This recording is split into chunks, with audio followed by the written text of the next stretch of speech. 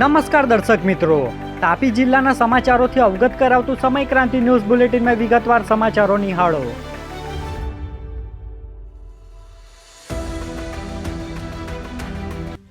સરકારી સહાય માટે લાંચની માંગણી.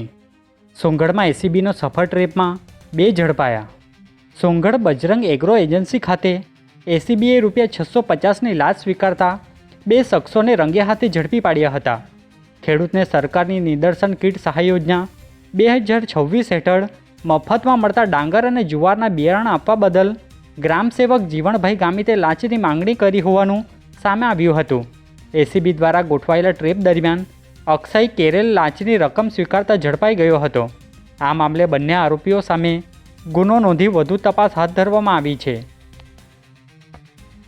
વ્યારાની દક્ષિણાપથ શાળામાં વિશ્વ યોગ દિવસની જિલ્લા કક્ષાની ઉજવણીની તૈયારીઓ અંગે સમીક્ષા બેઠક યોજાઈ. વ્યારા નગર ખાતે આવેલ દક્ષિણાપથ શાળામાં આગામી 21મી જૂને વિશ્વ યોગ દિવસની જિલ્લા કક્ષાની ઉજવણી યોજાશે. જે કાર્યક્રમની પૂર્વ તૈયારીઓના ભાગરૂપે કલેક્ટર કચેરી ખાતે નિવાસી અધિક કલેક્ટર RR બોરાડને અધ્યક્ષસ્થાને સમીક્ષા બેઠક યોજાઈ હતી.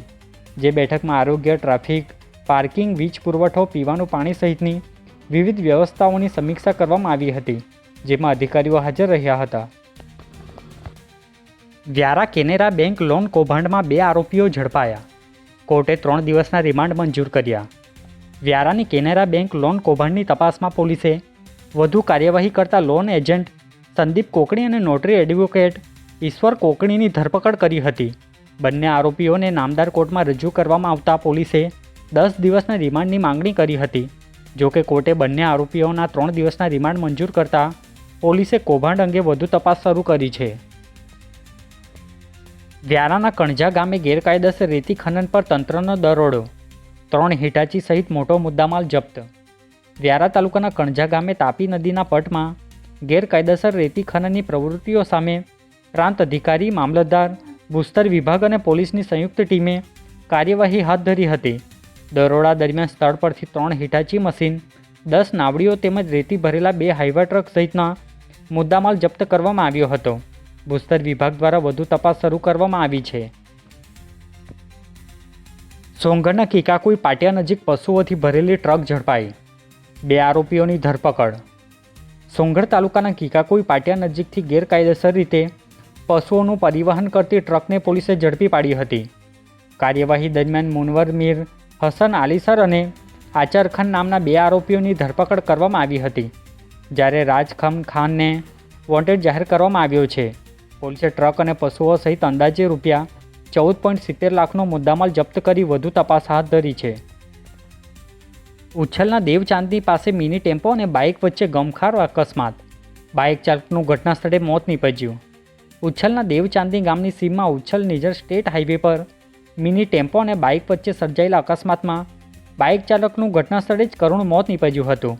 મૃતકની ઓળખ આમકુટી ગામના મરગિયાભાઈ વસાવા તરીકે થઈ છે. અકસ્માત બાદ ટેમ્પો ચાલક ફરાર થઈ ગયો હોવાનું જાણવા મળ્યું છે. ઘટનાની જાણ થતાં પોલીસ સ્થળ પર પહોંચી તપાસ હાથ ધરી ટેમ્પા ચાલક સામે ગુનો નોંધવાની કાર્યવાહી શરૂ કરી છે. વ્યારાના રામકુવાની ગ્રામસભાના ઠરાવને ધ્યાનમાં લઈ ગ્રામજનોની રજૂઆત. યોજનાઓ અન્ય સ્થળે ખસેડવાની માંગ કરવામાં આવી. વ્યારાના રામકુવા ગામે ગૌચર જમીન પર પાણી પુરવઠા અને મધ્યાહન ભોજન યોજના ન બનાવવા ગ્રામસભામાં ઠરાવ પસાર કરવામાં આવ્યો હતો. ઠરાવને ધ્યાને લઈ ગ્રામજનોએ તાપી જિલ્લા કલેક્ટરને આજે ફરી એક આવેદનપત્ર આપી બંને યોજનાઓને અન્ય સ્થળે ખસેડવાની માંગ કરી છે. ગ્રામજનોનું કહેવું છે કે ગૌચર જમીન રમતગમત અને સાંસ્કૃતિક પ્રવૃત્તિઓ માટે જાળવી રાખવી જરૂરી છે. વ્યારા માર્કેટ યાર્ડને મળ્યા નવા સુકાની. મહેન્દ્ર ગામિત ચેરમેન અને મનોજ પટેલ વાઇસ ચેરમેન તરીકે સર્વાનુમતે વરાયા. વ્યારા નગર ખાતે આવેલ APMC માર્કેટ યાર્ડના ચેરમેન અને વાઇસ ચેરમેનની ટર્મ પૂર્ણ થતાં નવી નિમણૂક કરવામાં આવી હતી. જેમાં સર્વાનુમતે મહેન્દ્ર ગામિતને ચેરમેન તથા મનોજ પટેલને વાઇસ ચેરમેન તરીકે પસંદ કરવામાં આવ્યા હતા. નિમણૂક બાદ હોદ્દેદારોને શુભેચ્છાઓ પાઠવવામાં આવી હતી. આજે બુલેટિનમાં બસ આટલું જ. અને સમય ક્રાંતિ ન્યૂઝ ચેનલને લાઇક, શેર, કોમેન્ટ્સ અને સબસ્ક્રાઇબ અવશ્ય કરી લેશો, જેથી કરી તમને તાપી જિલ્લાના સમાચારોનો અપડેટ મળતી રહે અને મને રજા આપશો. આભાર. જય હિન્દ, જય ભારત.